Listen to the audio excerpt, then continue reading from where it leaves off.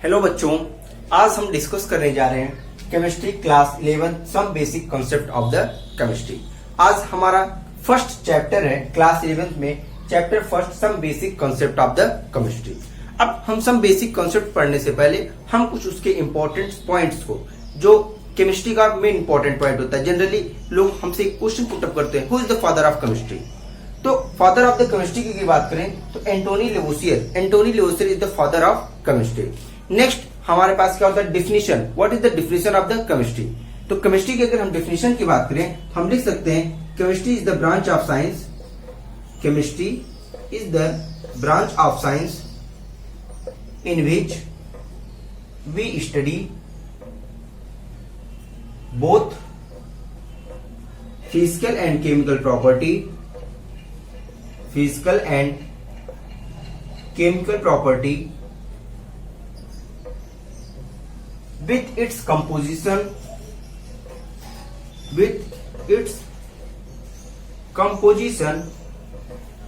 of a substance। हम कह सकते हैं कि केमिस्ट्री साइंस की वह ब्रांच है, chemistry is the branch of science in which, chemistry science की वह ब्रांच है जिसमें हम लोग किसी भी सब्सटेंस के फिजिकल एंड केमिकल प्रॉपर्टीज और उसके कंपोजिशन के बारे में स्टडी करते हैं। ओके, अब हम नेक्स्ट अगर हम बात करें कि केमिस्ट्री का हमारे लाइफ में क्या यूज है, what is the basic role of chemistry in our everyday life. तो अगर हम बेसिक यूज की बात करें तो आप जानते हैं कि केमिस्ट्री का यूज हमारे बेसिक लाइफ में किन किन जगहों पे होता है, जैसे इन एग्रीकल्चर फील्ड में हम लोग केमिस्ट्री का use as a fertilizer and insecticides के रूप में करते हैं। नेक्स्ट अगर हम लोग हेल्थ के सेक्टर में आ जाएं तो हेल्थ के सेक्टर में हम लोग एज ए ड्रग यूज करते हैं। नेक्स्ट अगर हम लोग बात करते हैं, अगर फूडिंग मटेरियल में बात करें तो फूडिंग मटेरियल हम लोग फूड प्रिजर्वेटिव के रूप में हम लोग केमिस्ट्री का यूज करते हैं। नेक्स्ट अगर हम बात करें एज ए ट्रांसपोर्ट में जो पेट्रोलियम होते हैं, पेट्रोलियम वो सब क्या है, सब एज ए केमिस्ट्री। नेक्स्ट अगर हम बात करें फैब्रिक्स का भी यूज केमिस्ट्री में होता है। ऐसे कई फील्ड होते हैं जहां पे हम लोग केमिस्ट्री का यूज करते हैं। तो जनरल ये हमारे क्या थे, बेसिक फील्ड थे, बेसिक रोल थे जहां पे हम लोग केमिस्ट्री का यूज करते हैं। आइए इसको थोड़ा सा लिख के हम लोग क्लियर करते हैं कि बेसिक रोल क्या है केमिस्ट्री का।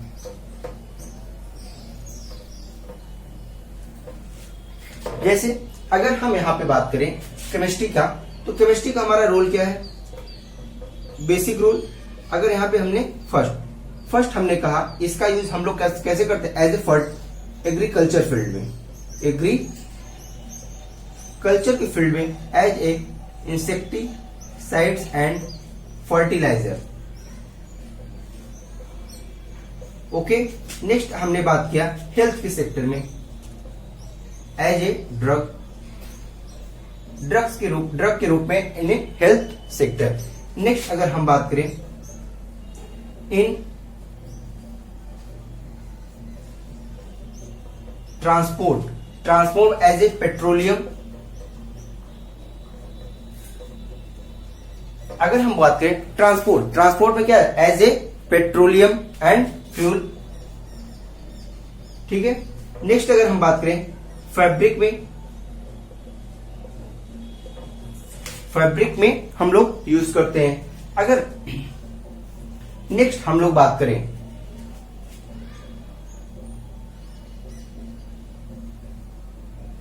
बिल्डिंग, हम लोग बिल्डिंग को भी बनाने के लिए, बिल्डिंग इंडस्ट्रीज को बनाने के लिए भी हम क्या करते हैं, केमिस्ट्री का यूज करते हैं। एज ए सीमेंट हम लोग क्या करते हैं, बिल्डिंग्स को बनाने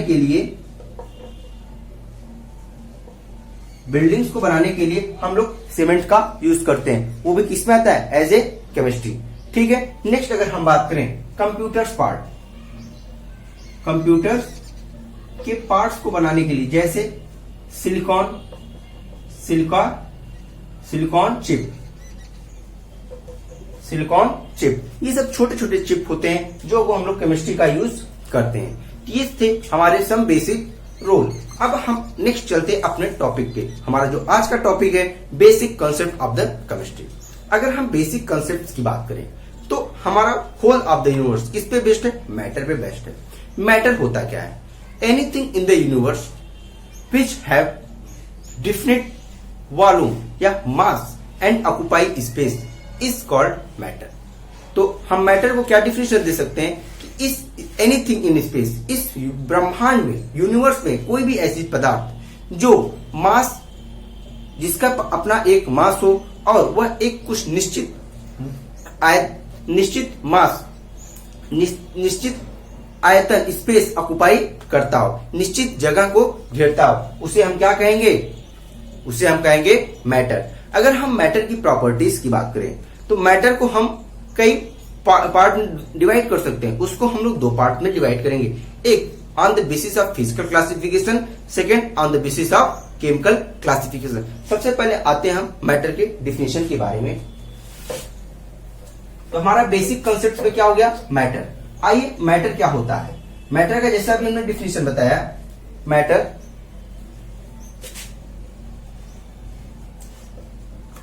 अब यहां से हमारा क्या टॉपिक शुरू हो जाते हैं कि मैटर क्या होता है? Anything in the space, in space या universe which occupy space and have definite mass are called matter. Example की बात करें, जैसे एयर हो गया। एयर, अब एयर, क्या एयर स्पेस ऑक्युपाई करता है? हाँ करता है। कैसे? आप याद करिए, जब आप गांव में या कभी भी तूफान आता है तो तूफान के सामने अगर आप खड़े हो जाएंगे तो ऐसा लगेगा कि तूफान की जो हवा है वो आपको क्या पीछे की तरफ धकेल रही है, पीछे की तरफ वो आपको धक्का दे रही है। तो आपने वहां पे कुछ एक प्रेशर फील किया, वो आपने क्या किया? प्रेशर फील किया। कोई चीज आपको क्या करे? पीछे ढकेल रही है। इसका क्या मतलब? उसके पास क्या है? कुछ मास है जिसकी वजह से वो आपको पीछे ढकेल रही है, और कुछ वॉल्यूम ऑक्युपाई की होगी, कुछ स्पेस ऑक्युपाई, जिसकी वजह से वो आपको पीछे ढकेल रही है। नेक्स्ट अगर हम बात करें पेन, मार्कर, अगर इस मार्कर की बात करें, इसका भी क्या है? एक निश्चित स्पेस ऑक्युपाई करेगी और इसका कुछ न कुछ डिफिनिट मास है। नेक्स्ट अगर बात करें इस व्हाइट बोर्ड की, व्हाइट बोर्ड क्या है? एक प्रकार का मैटर है, क्योंकि यह इसका एक डिफिनिट मास है और यह स्पेस को ऑक्युपाई करती है। उसी प्रकार एक एयर हो गया, पेन हो गया, मार्कर हो गया। नेक्स्ट अगर हम बात करें बुक की बात करें, etc are example of the matter. अब हम यहां पर करेंगे मैटर का क्लासिफिकेशन। अगर हम क्लासिफिकेशन ऑफ द मैटर की बात करें तो मैटर का जो क्लासिफिकेशन होगा, क्लासिफिकेशन ऑफ मैटर का क्लासिफिकेशन हम लोग दो पार्ट में करेंगे। फर्स्ट होगा हमारा फिजिकल क्लासिफिकेशन,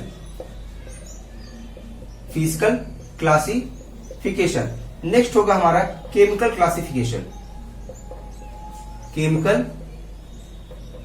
क्लासिफिकेशन, अगर हम फिजिकल क्लासिफिकेशन की बात करें, हम इसको तीन पार्ट्स में डिवाइड करेंगे। फर्स्ट होता है हमारा solid, second liquid and third gas. Physical classification is based on physical property, physical classification is based on the physical property and chemical classification is based on the chemical properties। अगर हम chemical properties की बात करें तो इसको हम लोग दो पार्ट में डिवाइड करेंगे। फर्स्ट होगा हमारा मिक्सचर, फर्स्ट हमारा क्या होगा? मिक्सचर। सेकेंड होगा हमारा pure substance,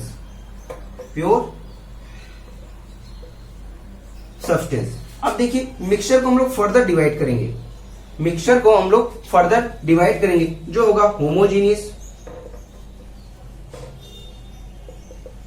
homogeneous and next होगा हेट्रोजीनियस। अगर हम यहाँ पे प्योर सब्सटेंस को डिवाइड करें, प्योर सब्सटेंस को हम लोग दो पार्ट्स में डिवाइड करेंगे। फर्स्ट होगा एलिमेंट, सेकेंड होगा हमारा कंपाउंड। एलिमेंट, सेकेंड हमारा होगा क्या? कंपाउंड। अब देखिए एलिमेंट को हम लोग थ्री पार्ट्स में डिवाइड करते हैं, एलिमेंट्स को हम लोग फर्दर थ्री पार्ट्स में डिवाइड करेंगे, जो होगा हमारा metal, non metal and metalloid. अब कंपाउंड्स की बात करें तो कंपाउंड्स को हम लोग दो पार्ट्स में डिवाइड करेंगे, organic compounds and inorganic compounds. Compounds को अगर हम डिवाइड करें, फर्स्ट हो जाएगा इनऑर्गेनिक, सेकेंड हो जाएगा organic compounds.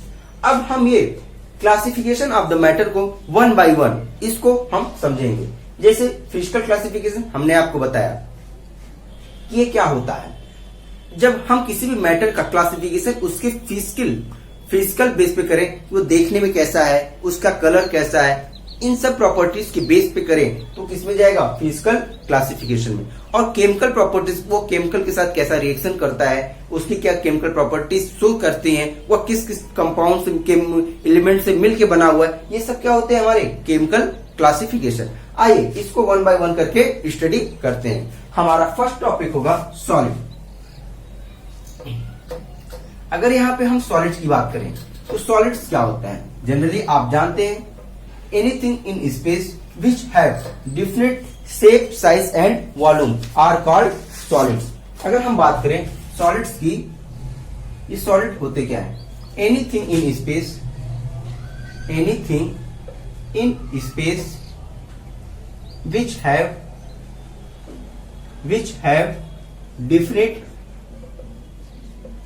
shape, size and volume are called solids। अगर हम solids के definition की बात करें तो different shape, size and volume. अब एग्जाम्पल की बात करें, एग्जाम्पल क्या होंगे, जैसे हमने बताया ये मार्कर, ये मार्कर क्या है, सॉलिड है। क्यों, क्योंकि इसका जो शेप है, साइज है, ये क्या है, एक डिफिनिट है, और इसका वॉल्यूम क्या है, फिक्स्ड है। तो यह क्या हो गई, एक सॉलिड हो गया। नेक्स्ट अगर हम बात करें कॉपी, ये देखिए ये हमारी कॉपी है, इसका भी क्या है, शेप, साइज एंड वॉल्यूम क्या है, फिक्स्ड है। तो ये भी क्या हो गया, एक सॉलिड हो गया। नेक्स्ट उसी प्रकार हम हमारे आसपास कोई भी ऐसी चीजें जिसका शेप, साइज फिक्स हो, वॉल्यूम फिक्स हो, वो क्या हो जाएंगे, सॉलिड हो जाएंगे। एग्जाम्पल हम लिख सकते, पेन, मार्कर, बुक, इटीसी, ये सब क्या हो गए, हमारे सॉलिड हो गए।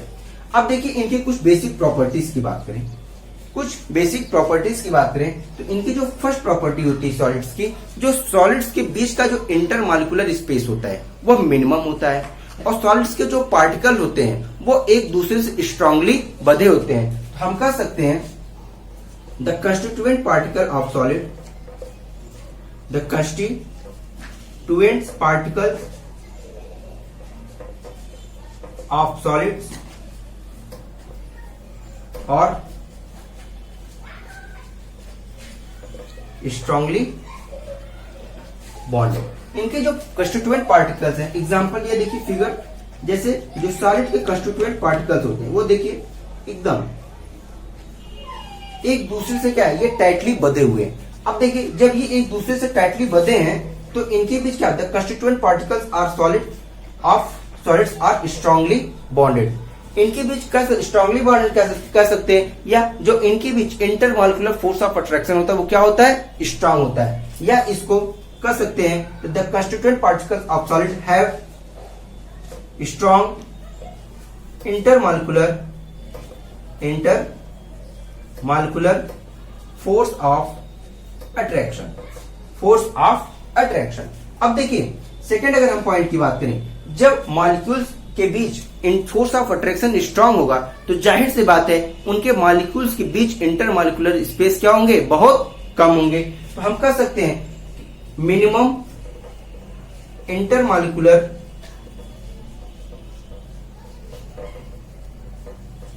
Space are present in between the molecules, in between the molecules. ये है कुछ बेसिक प्रॉपर्टीज। ओके, अगर आप इसके बेसिक प्रॉपर्टीज की बात करेंगे तो बहुत से बेसिक प्रॉपर्टीज होते हैं, हम ज्यादा यहाँ पे इसके डिस्कशन नहीं करेंगे, ठीक है। नेक्स्ट अगर हम बात करें लिक्विड की, लिक्विड क्या होते हैं,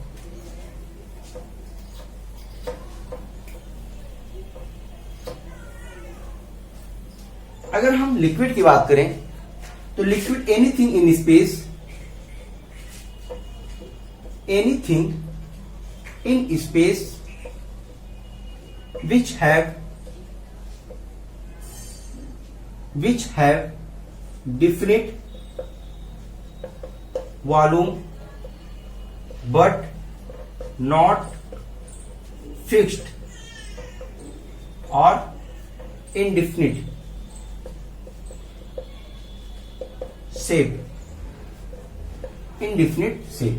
या हम कह सकते हैं कि जो लिक्विड होते हैं वो क्या होते हैं, हम जिस भी कंटेनर में लिक्विड को रखेंगे वह उस कंटेनर का क्या करेंगे, शेप को ऑब्टेन कर लेंगे। जैसे anything in space which have definite volume, liquid का वॉल्यूम क्या होता है, डिफिनिट होता है, बट उसका जो शेप होता है वो फिक्स्ड नहीं होता। एग्जाम्पल के रूप में अगर हम बात करें, आप वाटर देखते हैं, ऑयल देखते हैं, वाटर हो गया, ऑयल हो गया, मिल्क हो गया, ये सब क्या है, आप देखते हैं कि ये सब ऐसे सब्सटेंस होते हैं। जैसे अगर हम वाटर ले लें, 1 लीटर वाटर ले लें, अगर आप देखेंगे उसको आप कप में डालेंगे तो कप के शेप का हो जाएगा, ग्लास में डालेंगे तो ग्लास के शेप का हो जाएगा, जग में डालेंगे तो जग का शेप ले लेगा।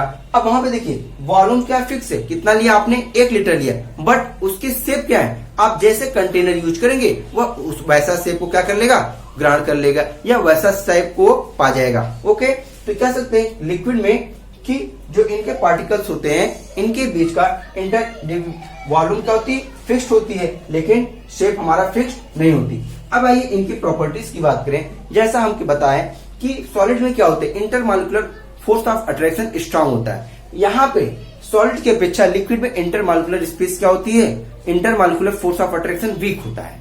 यहाँ पे जो पार्टिकल्स का अरेंजमेंट होता है सॉलिड्स की अपेक्षा कुछ फ्रीली होते हैं, कुछ क्या होते हैं यहाँ पे फ्री फॉर्म में पाए जाते हैं, जिसकी वजह से ये क्या करते हैं, मूव कर जाते हैं, ये अपना शेप को क्या कर लेते हैं, चेंज कर लेते हैं। ओके, उसी प्रकार नेक्स्ट हम बात करेंगे गैसेस की।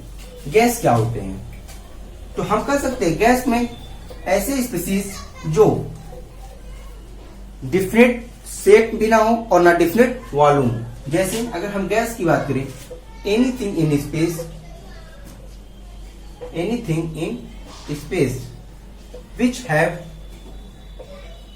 which have neither definite shape nor definite volume। अब यहां पे देखिए एग्जाम्पल, आप एयर ले सकते हैं, दूसरा गैस में कोई भी आप गैस लीजिए, H2, Cl2, O2, N2। हाँ, नेक्स्ट आप देख सकते हैं परफ्यूम, ये सब क्या होते हैं, गैसेस होते हैं। अब जैसे करने का सेंस है, अगर आप गैस को एक छोटे से बॉक्स में, हमने कहा इस बॉक्स में एक छोटा सा थोड़ा सा H2 गैस को हमने क्या कर दिया, डिजॉल्व रख दिया। अब जब हमने H2 गैस इस छोटे से कंटेनर में रखा, इस छोटे से बॉक्स में रखा, ये पूरे बॉक्स को क्या कर दिया, वॉल्यूम को ऑक्युपाई कर लिया। कहने का इस पूरे बॉक्स के अंदर क्या हुआ, H2 गैस क्या करके फैल गई। नेक्स्ट अगर हमने क्या सेम H2 गैस को इस बड़े से बॉक्स में हमने क्या कर दिया, फिल कर दिया। तो जैसे इस बड़े से बॉक्स में H2 गैस को हमने फिल किया, ये पूरे इतने बड़े बॉक्स का वॉल्यूम क्या कर दिया, ऑक्युपाई कर लिया। तो अब यहाँ पे देखिए वॉल्यूम भी फिक्स नहीं हुआ और ना ही H2 का क्या है, शेप फिक्स हुआ। आप जैसे शेप में रखेंगे आप वो पूरा कंप्लीट। इसी प्रकार आप इसी वजह से आप देखते हैं घरों में गैस की स्मेलिंग जब होती है तो क्या होती है, आसपास के लोग भी जान जाते हैं। क्यों, क्योंकि वो जितना भी स्पेस पाएगा वो फैलता चला जाएगा। ओके, ये होती है प्रॉपर्टीज ऑफ गैस। अब गैस की इंटरमॉलिक्यूलर पार्टिकल्स की बात करें, इनके बीच जो इंटरमॉलिक्यूलर फोर्स होता है वह सॉलिड की अपेक्षा, लिक्विड की अपेक्षा गैस में एकदम कम होते हैं। इनके जो पार्टिकल्स होते हैं आप देख सकते हैं, एक पार्टिकल यहाँ पे, एक पार्टिकल यहाँ पे, एक पार्टिकल यहाँ। जैसे आप H2 गैस को यहाँ पे ड्रॉप किए यहाँ पे, वैसे ही H2 गैस क्या होगा, पूरे कॉर्नर पे क्या जाके फैल गया, मतलब पूरे चारों तरफ जाके फैल गया। तो यहाँ पे इसकी यह कुछ बेसिक प्रॉपर्टीज होती है। नेक्स्ट अगर हम बात करें, हम एक सॉलिड्स को दूसरे सॉलिड, ये जितने भी हमारे सॉलिड लिक्विड गैस हैं, इतने भी प्रॉपर्टीज हैं, इनको हम एक दूसरे में इंटर कन्वर्ट भी कर सकते हैं। जैसे अगर हम बात करें सॉलिड को लिक्विड, लिक्विड को गैस और गैस को लिक्विड में हम लोग क्या कर सकते हैं, इंटर कन्वर्ट कर सकते हैं बाय ए प्रोसेस। जैसे अगर हम बात करें ये हमारे पास क्या है, सॉलिड है, अगर ये हमारे पास क्या है, लिक्विड है, और ये हमारे पास क्या है, गैस है, ये सभी आपस में इंटर कन्वर्टेबल होते हैं। जैसे अगर हम बात करें, अब देखिए सॉलिड से लिक्विड, सॉलिड से लिक्विड को कन्वर्ट करने के लिए आपको क्या करना पड़ेगा, मेल्ट करना पड़ेगा। सॉलिड से conversion of liquid solid to liquid, यह प्रोसेस क्या होती है, मेल्टिंग प्रोसेस होती है। नेक्स्ट लिक्विड टू सॉलिड, आप कोई घरों में क्या होती है, फ्रीज होता है, आप पानी को फ्रीज में रखते हैं, वो क्या हो जाता है, सॉलिड हो जाता है। तो लिक्विड टू सॉलिड, इसको हम क्या करते हैं, फ्रीज, यहां पे हम लोग क्या करते हैं, फ्रीज करते हैं। नेक्स्ट लिक्विड टू गैस, आप लिक्विड को गैस बनाने के लिए क्या करते हैं, वेपराइज करते हैं। लिक्विड को गैस करने के लिए क्या करते हैं, वेपराइज करते हैं, हीट करते हैं, बॉइलिंग करते हैं। आप यहां पे क्या कर सकते हो, वेपराइजेशन, वेपराइजेशन, या आप कर सकते हैं बॉइलिंग, या हम क्या करते हैं, बॉयल कर दें। लिक्विड को बॉयल कर देंगे तो क्या हो जाएगा, गैस हो जाएगा। अब गैस को लिक्विड बनाने के लिए हमें क्या करना पड़ेगा, कंडेंसेशन करना पड़ेगा। हमें यहाँ पे क्या करना पड़ेगा, कंडेंसेशन करना पड़ेगा। अगर हम गैस को लिक्विड में कन्वर्ट करना चाहते हैं हम क्या कर दें, कंडेंसेशन कर दें।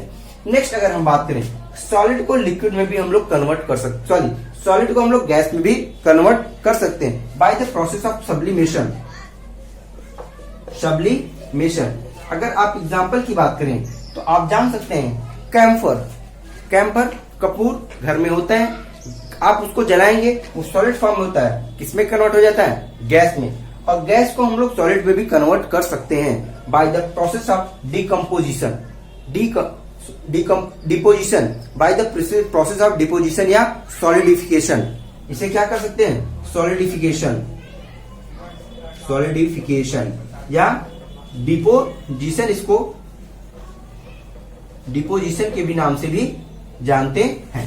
तो ये रहा complete interconversion of the one state to another state. हम सॉलिड को लिक्विड में कन्वर्ट कर सकते हैं by the process of melting, liquid to solid by the process of freezing, liquid to gas vaporisation और boiling, gas to liquid condensation, solid to gas sublimation, gas to solid solidification कहते हैं या deposition किस नाम से जानते हैं।